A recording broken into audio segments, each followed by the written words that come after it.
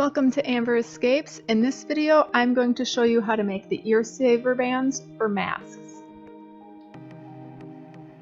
This is a really easy project because you can use scrap fabric and any kind of buttons that you have laying around.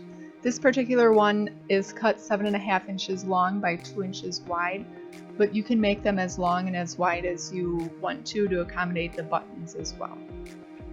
I start off by sewing on the long edge and then sewing off one of the smaller edges.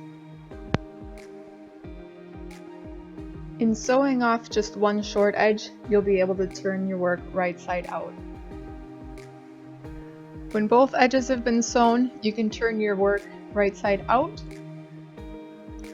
I start off by just poking it through with my fingers and then use the blunt end of a knitting needle and just shove that in there to turn it right side out. Once everything is right side out, I'll take my needle and just poke out the edges really good and then pull it hard on that edge with the seam to make sure everything squares up really nice. I don't actually even iron these. I just use my fingers to push everything in really nice and make the edges nice and firm.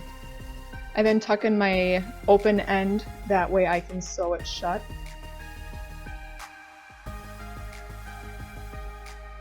And I do backstitch over this to lock those strings in place there too.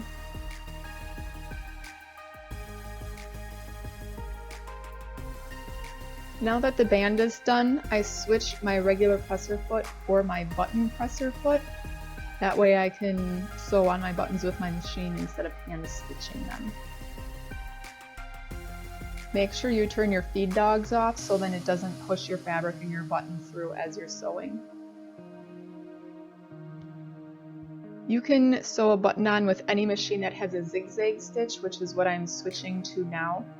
I am able to leave it on the regular settings. 3.5 mils wide is what works for me, but you may need to make some adjustments to your machine depending on what button you're using.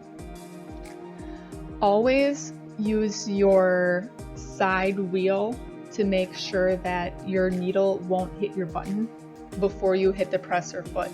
It's really easy to break a needle or break your button if you just start stitching. Every time you move your button, always use the wheel to make sure that everything is lined up.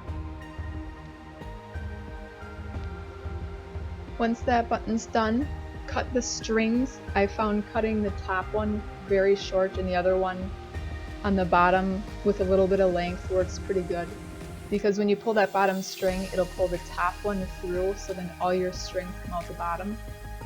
But that very first stitch, you have to cut that string from the top, and just cut that really short.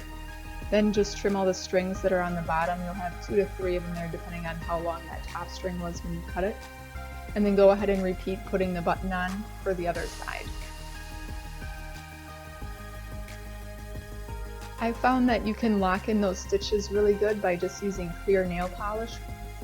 So as you can see, I'm just dabbing a little bit of nail polish on the ends of my strings where I attach the buttons to make sure that none of it frays or the buttons don't come off.